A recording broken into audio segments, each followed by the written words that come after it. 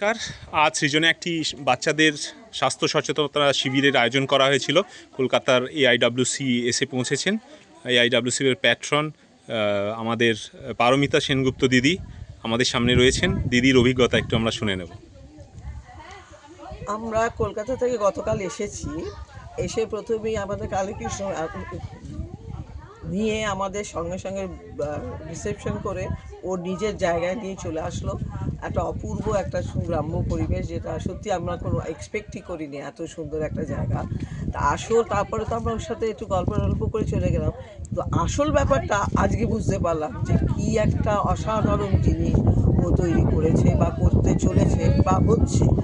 আজকে যে বিশেষ করে বাচ্চারা যেভাবে কোঅপারেট করলো, আর যেরকম ওর সাথে কি বলবো, তো এত সুন্দরভাবে ওদেরকে কালকৃষ্ণ মোটিভেট করে ওদেরকে এগিয়ে নিয়ে যাচ্ছে, সেটা দেখার মতো।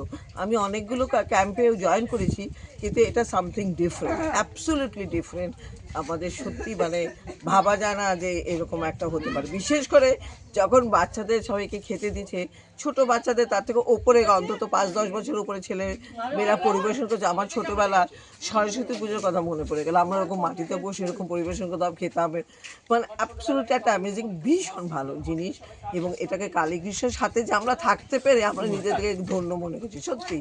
কিন্তু আমরা বলেছি, আমরা প্রমিস করছি যে আরও আবার এই যে আজকে যে সুযোগ আমরা স্টার্ট করলাম ওর সাথে কাজ করা, সেটা ভবিষ্যতে আরও করবো, এটা বলে যাচ্ছি। নমস্কার, ভালো থাকবেন তোমরা সবাই। ধন্যবাদ দিদি।